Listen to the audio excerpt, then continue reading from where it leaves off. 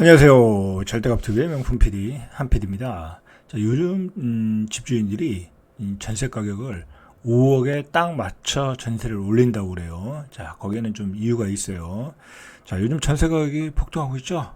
자, 요즘 전세 때문에 난리예요. 물론 이제 서울 수도권, 특히 서울에서 집중되는 현상이고, 뭐 지방은 그렇게 심각하지는 않아요. 지방은 뭐 공급도 뭐 제대로 예전에 맞는 것도 있고, 그 다음에 뭐 수요가 많지 않으니까. 자, 근데 이 전세 가격이 올라가는 데는 이유가 있어요. 이유가. 자, 이유는 정부의 정책이에요. 정부의 정책. 자, 제가 계속 누누이 얘기하지만 정부는 이 건설 경기를 살리려고 우리나라의 그 산업에서 부동산이 차지하는 비중이 크잖아요. 자, 그래서 건설 경기를 살리기 위해서 결국은 전세 가격을 올리는 게 답이다라고 판단하는 거예요. 그래서 그냥 신혼부부 특공으로 해가지고 뭐 1%, 2%의 금리로 공급을 막 하고 있는 거야. 그러니까 전세 가격이 올라갈 수 없죠. 자, 그러니까 요즘 나오는 얘기가 뭐예요? 전세 가격이 올라가니까 매매 가격이 또 다 상승 전환했죠. 자, 그래서 이제 시장이 바닥이다라고 이야기를 다 하고 있잖아요. 그죠? 저도 하고 있고, 그죠? 저는 조금 이제 결이 다른데, 저는 이제 이 무관심한 기간, 그죠? 무관심한 기간이 한 2년 정도는 간다. 그러니까 이제 바닥에서 박스권의 이제 기간이죠. 그 기간이 2년 뒤에 2년을 거치고 2026년도부터는 본격적인 상승을 할 가능성이 높다라는 거죠. 뭐 그러니까 여기서 뭐 더 떨어지지 않는다고 하면 집을 사는 수밖에 없죠. 자, 제가 그래서 걱정하는 게 뭐냐면 저번 시간에 얘기했지만 이 상태로 전세 가격이 올라가고 그리고 2026년도에 집값이 또 올라가고 그죠? 바닥을 치고 올라가고 또 투기가 극성을 부리고 또 실수요자가 한꺼번에 몰리고 자 그러면은 2026년, 2027년 집값이 폭등을 한다고 하면 여러분들 2027년이 무슨 해냐면 대선이 있는 해예요. 대선이. 그러면 윤석열 정부는 집값 폭등을 하는 상태에서 대선을 치러야 돼. 지금은 여당이죠. 자 그렇게 되면 대선에서 이길 수가 없어요. 왜? 윤석열 정부는 집값을 잡으라고 정권을 줬는데 집값을 다시 폭등시켰어. 전 고점을 돌파해 버렸어. 그러면 국민들이 뽑아주겠어요? 안 뽑아주지? 자 그런데 제가 계속 얘기하지만 지금 윤석열 정부가 막 그 추진하는 모든 정책은 집값을 부양하는 정책들이야. 그죠?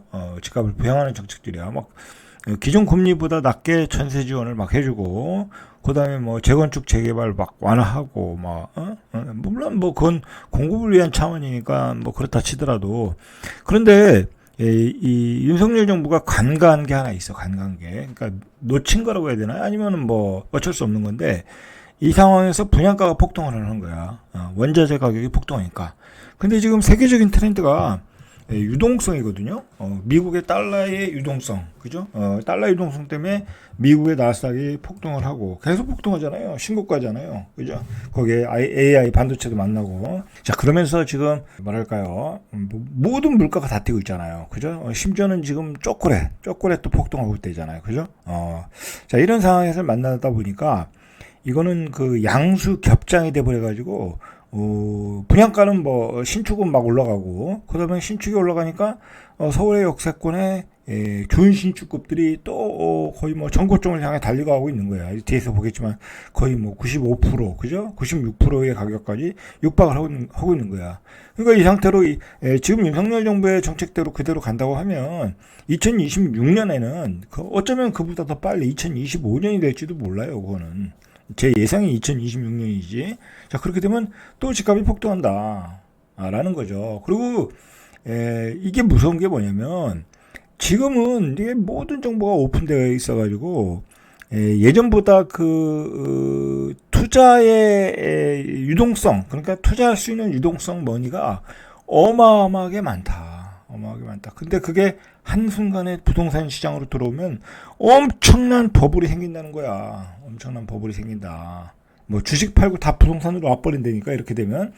그러니까 지금 윤석열 정부가 지금 주력하는 게 뭐냐면 돈을 유동성을 주식 시장으로 유도를 하고 있는 거야. 그죠? 그러니까 밸류업 정책을 피고, 그 다음에 뭐 우리나라의 우량주들이 저평가됐다고 해서 그쪽으로 유도를 하고 있는데, 그게 쉽지가 않아요. 그죠? 정부 주도의 정책으로 할 수도 없는 거야, 그건. 왜냐면 기업이 자발적으로 해야 되는데, 기업이 자발적으로 하는 기업이 몇 개 안 돼요. 그죠? 은행주, 증권주도 뭐 좀 그렇고, 뭐 보험주 정도, 그죠? 그 다음에 뭐 현대자동차 정도, 그죠? 뭐 삼성전자는 원래 잘하고 있었고, 근데 뭐 주식이라는 게 지금 어떠냐고, 뭐 그것만 계속 올라가고 그것만 올라가서 그냥 거기 엄청나게 올라간 가격에서 더 올라가기도 쉽진 않잖아요. 그죠? 자, 그런 상태에서 돈이 유동성이 부동산 시장으로 몰렸다가는 윤석열 정부는 대선에서 질 수 있다. 뭐 이건 제가 앞으로의 전망을 분석해 보는 거예요, 여러분들. 맞는지 틀리는지 모르지만. 자, 보세요. 저금리 정책 모기지인 신생아 특례 대출, 이게 전셋값 상승에 엄청난 영향을 끼쳤다. 보시죠. 이게 왜 영향을 끼쳤는지. 자, 이게 신생아 특례 대출을 해주려면 부부간의 소득이 1억 3천 이하여야 돼. 부부간의 소득이 1억 3천 이하면은 웬만한 사람은 다 되죠. 그죠? 뭐, 신혼부부가 연봉 7천, 6,500 받는 사람이 그렇게 많지 않아요. 그죠? 그건 완전히 뭐 A급의 직장인데. 자, 그런데 이게 3분기부터, 그러니까 한 8월달, 그죠? 8월달 정도 되나요? 3분기부터는 신생아 특례 대출의 부부 소득 기준이 2억 원으로 완화된다. 그러니까 다 받는다는 얘기야. 다 받는다. 연봉이 1억인 사람들은 뭐 완전히 무슨 뭐 금융회사, 그죠? 그런데 다니시는 분들인데 그렇게 많지 않잖아요. 대한민국에 한 뭐 1%, 2%, 뭐 많아야 2%, 3%. 자, 뭐 다 된다는 얘기야. 그죠? 그러니까 전세 시장이 앞으로도 더 과열될 수 있다라는 분석을 하는 거예요. 그죠? 신생아 특례 대출을 연소득 2억 이하로 완화해준다. 그러니까 이건 뭐야? 정부가 작정을 하고 부동산 경기를 살리겠다라는 거잖아. 그죠? 살리는 건 좋지만 집값을 또 폭등시킨다. 그리고 또 건설사들이 살아난다. 자, 다 좋아요. 다 좋은데 문제는 2026년도에 집값이 폭등하면 지금의 여당은 대선에서 필패할 수밖에 없다라는 거야. 그런 운명을 향해 달리고 있는 거야. 안타깝지만. 그죠? 자, 25일 국토교통부에 따르면 신생아 특례 대출을 시작한 1월 29일부터 지난달 29일까지 전세자금 대출, 이게 버팀목이라고 그래요. 규모가 1조 1956억 원, 건수로는 6338건, 이중 대한 용도는 5433건. 자, 전세자금 대출 신청액의 45%를 차지했다라는 거죠. 상품 출시 초기에는 대한 비중이 절반을 넘었으나 점차 낮아지고 있다.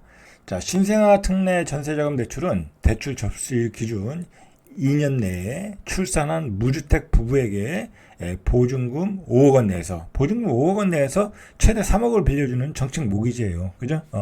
그러니까 수도권은 5억 원, 비수도권은 4억 원. 그러니까 지방 같은 데는 뭐 다 되겠죠. 그죠? 지방은 그냥 4억짜리 전세 얻고 3억 얻으면 되는 거야. 정책 모기지로 이렇게 되는 거야. 그러니까 이제 이 집을 임대하는 분들이 이 정책을 하니까 딱 5억 원에 계약을 한다는 거야. 5억 원에. 자, 이게 이제 금리가 문제죠. 전용 면적 8호 제곱미터 이하 주택에 대해서는 대출 금리가 1.1%에서 이제 최대 우대했을 때는 1.1%, 그다음에 3%까지 적용된다. 그러니까 최대 3% 해도 한 1% 정도는 싼 거죠. 그죠? 1% 정도 싸고 최대 한 3%까지 싼 거죠. 그죠? 3%. 자, 최초 대출 기간은 2년이고 5회 연장. 그러니까 한 10년은 연장할 수 있는 거야. 최대 12년까지 이용할 수 있대요. 자, 다만 순자산이 3억 4,500을 넘지 않아야 된다. 뭐 3억 가지고 2억 빌리면 되는 거니까. 자, 소득도 1억 3천보다 낮아야 된다. 현재는 그런데 이제 3분기부터 이게 2억으로 바뀐다는 거죠. 자, 신생아 특례 전세자금 대출을 이용하는 신혼부부들이 신규로 전세 계약을 맺는 비중이 늘면서 이 전세값 상승에 일정 부분 영향을 주고 있는데, 자, 이 상품의 금리 상하단 상하단이 모든 시중은행보다 2% 낮다. 봤듯이 전세 보증금이 올라도 신혼부부의 이자 상환 부담은 오히려 줄어들고 있다라는 거죠. 그래서 집주인들이 5억 원 이하의 계약을 원하고 있다라는 거예요. 자, 실제로 금액을 보세요. 신혼부부가 시중은행에서 2억 원 규모의 3.5 금리로 전세 대출을 받으면 연 700만 원 이자, 연 700만 원 되는 거예요. 3.5로. 그런데 신생아 특례 전세자금 대출을 2%로 받으면 이제 평균 2%로 대출 금액이 3억 원이어도 연 이자가 600밖에 안 된다는 거야. 그죠? 뭐 그러니까 이게 예를 들어서 5억이 없더라고 하더라도 그러니까 예를 들어 한 3억이 없더라고 하더라도 2억은 특례로 받고 1억은 뭐 회사에서 또 지원하는 경우도 있고. 그죠? 요즘 좋은 회사들 뭐 무이자로 주잖아요. 그죠? 그러니까 서울 수도권의 역세권에 좋은 전세들이 비싼 거야. 특히 이제 역세권에 보면 5구짜리들 있잖아요. 신혼부부들이 딱 살기 좋은 평수 5구짜리들이 시세에 비해서 전세 가격이 굉장히 비싸. 시세는 8억인데 전세가 6억 정도 가는 경우가 있더라니까. 그러니까 그런 것들을 신혼부부들이 막 사가지고 들어오는 거야. 저기 전세 얻어가지고. 자, 총 대출 금액이 1억 원이 늘었어도 낮은 금리를 적용하면 연에 갚아야 될 이자는 100만 원이 줄어든다. 자, 이렇게 정부 정책이 전세값을 밀어 올리고 있다라는 거예요. 자, 실제로 신생아 특례 대출이 출시된 후 보증금 5억 이하 전세 거래 비중이 늘어나고 있는데 지난달 서울 아파트 전세 거래 중 아파트 보증금 5억 이하 비중이 54.36%. 그러니까 5억 이하 비중이 점점 줄어들고 있다라는 거예요. 줄어들고 있다. 그죠? 그러니까 5억 이상 비중이 더 늘어나고 있다라는 이야기죠. 자, 이제 앞으로는 이제 소득 기준이 1억 3천에서 2억 원으로 낮아지니까 이제 이런 현상이 더 심화되고 하반기에는 전세 가격이 더 올라갈 수 있다. 자, 현재 부동산업계는 강동구를 제외하고는 강동구는 이제 그 둔촌중공이 쏟아져 나오니까 공급 물량이 많아서 좀 전세가 조금 약세인데 이제 앞으로 서울의 다른 지역들은 계속해서 전세 가격이 올라갈 수 있다라는 거예요.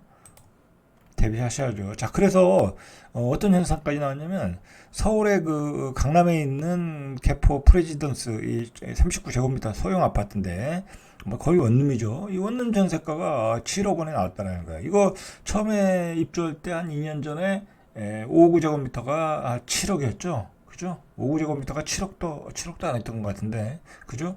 그런데 3구제곱미터가 전세 가격이 7억까지 올라갔다라는 소식이 나오고 있어요.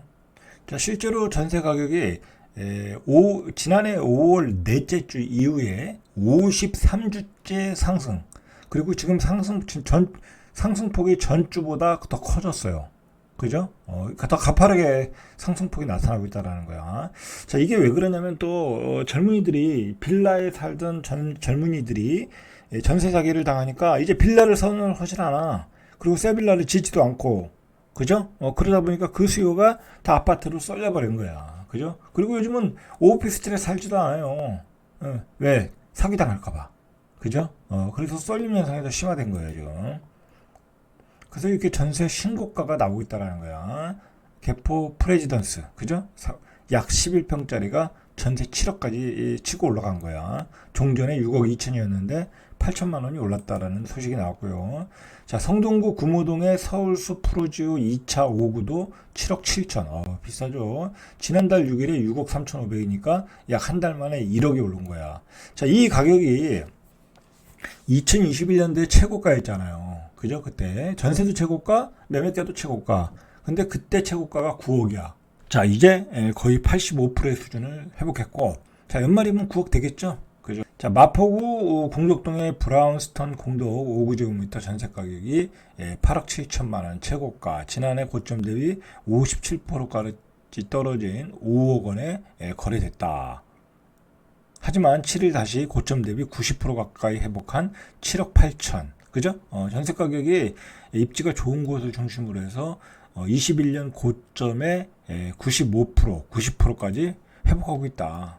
자, 반면에 실수요자는 넘쳐나고 있어요. 그 실수요자의 수치를 알 수 있는 게 전세 수급 지수야. 그 전세 수급 지수가 101로 5월 들어 3주 연속 기준선이 100을 넘었다. 이 매수자 우위에 임대인 우위의 시장이 되는 거죠. 이 100이 넘어버리면. 자, 이 지수가 100을 넘은 건 부동산 호황기였던 2021년 11월 이후 2년 6개월 만에 처음이다. 정부의 정책이 성공을 했죠. 그죠? 정부의 이 군불대우기에 성공을 했어요. 근데 결과가 뭐냐고. 그죠? 분양가 폭등, 집값 전 신고점 근접. 그죠? 이제 그런 악순환이 된 거예요. 자, 문제는 뭐냐면 이렇게 집값이 올라가죠. 그 다음에 전세 가격이 올라가죠. 특히 전세 가격이 올라가면 신혼부부들이 타격을 보겠죠. 신혼부부들하고 돈을 쌓여 있는 거 아니잖아요. 자, 그러면 어떻게 되겠어요? 애를 안 낳죠. 그죠? 애를 안 낳죠. 애도 안 낳고, 애를 안 낳는 게 문제가 아니라, 결혼을 생각을 안 하죠. 결혼을 생각. 저출산 출산율 0.65. 그죠? 이제 이렇게 되면 이런 상태로 가면 2026년도에는 출산율 0.5가 되는 거예요. 여러분들. 좋아요. 그러면 출산율 2026년도에 이렇게 전세 가격이 올라가. 그리고 지금은 젊은이들이 다 서울 수도권으로 가잖아요. 그죠? 거기 다 직장 있는데, 지방은 직장 없어요. 지방 직장 없다니까. 공공기관에, 좀 뭐라고 하면 좀, 하여튼 좋은 직장이 없어요. 자, 그러면 다 서울 수도권으로 올라가. 그리고, 전세 가격은, 역세권에 이렇게 되면 한, 6억, 7억, 그렇게 돼. 예? 그러면 벌어서 다, 월세, 이자로 내. 그죠? 결혼 안 하겠죠? 자, 출산율 0.5가 되고, 2026년도에, 또 전세 가격이 여기서 다 폭등하고, 아파트가 신고가를 가고, 자, 그러면 어떻게 되겠어요? 여당, 야당 입장에서 한번 생각을 해보세요. 자, 우리나라는 이 부동산이 끼치는 영향이 굉장히 커요. 근데 이 부동산이 영향을 끼치는 것을 더 줄여가야 되는데, 좌파가 잡으면 과도한 그 프레임을 가지고 이데올로기 프레임을 가지고 막 정책 밀어붙이다가 오히려 집값 폭등시키고 이 보수 정권이 잡으면 부동산 경기 살리겠다고 살려가지고 또 부동산가 폭등을 시키고 근본적인 원인이야 내가 보기에 근본적인. 그렇게 되면서 젊은이들이 출산을 안 하고 국가가 소멸하는 망해가는 그런 방향으로 가고 있는 거야. 정치를 잘못하고 있는 거죠. 그죠? 잘못해도 한참 잘못하고 있는 거죠. 지금 정치인들이. 자, 부동산 114가 서울 시내 116만 가구를 표본으로 호가와 시세, 지역별 평균 등을 반영해 보니까 가구당 평균 가격을 산정했대요. 아파트 평균 가격이, 매매 가격이 이게 중요한 거예요, 지금. 전세가가 밀어 올리니까 아파트 평균 매매 가격도 올라가더라. 자, 서울 강남구에서 아파트를 사시려면 25억 8천만 원이 있어야 돼. 그죠? 한 30억 있어야 돼. 한 26억은 27억 정도는 있어야 된다는 얘기예요. 그죠? 취득세도 내야 되니까. 강남구에는 한 27억 정도 있어야 된다. 자, 이 가격이 21년에 26억 900만 원이야. 949만 원. 99%. 그러니까 강남은 21년 고점까지 다 왔다라는 얘기야. 그죠? 다 왔다. 오히려 더 신고가가 나오고 있죠. 자, 용산구는 18억 6,600만 원이에요. 전고점이 18억 8,400만 원이니까 여기도 전고점의 99% 수준. 서초구도 27억 7천만 원, 전고점 28억 3천만 원에 98%. 그러니까 지금 이미 가격이 전고점에 왔어요. 송파구가 18억 6,400만 원, 전고점 20억, 93%. 오히려 송파구가 조금 덜 왔네. 종로구는 9억 135만 원, 전고점 9억 1,546만 원에 98%. 자, 전고점에 95%가 평균 다 넘었어요. 용산구, 강남구는 98%, 99%고. 자, 영등포구가 전고점에 97%까지 올라왔고, 서울 시내 25개 자치구 중 19곳이 전고점에 90%까지 협약했다. 이 얘기는 뭐예요? 집값이 안 빠졌다는 얘기야. 집값이. 예? 여러분들 집값이 안 빠졌다. 폭락론자들의 이야기가 맞지 않았다는 얘기야. 그죠? 맞지 않았다. 그 원인은 뭐냐? 여러 가지 복합적인 원인이 있었죠. 그죠? 원자재값 폭등, 그 다음에 정부의 정책. 그죠? 그것으로 인한 전세값 상승, 전세값 상승으로 인한 매매가 상승. 서울 전체의 가구당 매매가가 12억 9,921만 원인데 전고점에 95%까지 왔다라는 거야. 2021년에 13억 7,147만 원인데.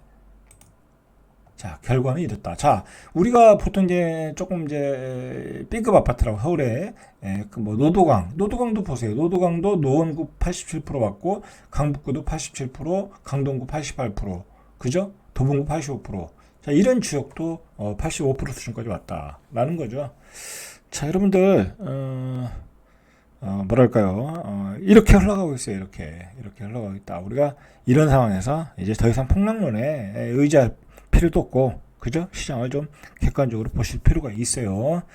자, 문제는 뭐냐면 하반기에도 또 전세 가격이 올라간다라는 거잖아요. 그죠? 이렇게 되면 민심이 폭발하는 거죠. 그죠? 그 부동산 그 가격 잡으라고 정권을 줬는데 부동산 가격 못 잡잖아요. 그죠? 그러면 민심이 폭발하게 되는 거야. 자, 잘돼갑TV의 명품 PD 한 PD였습니다.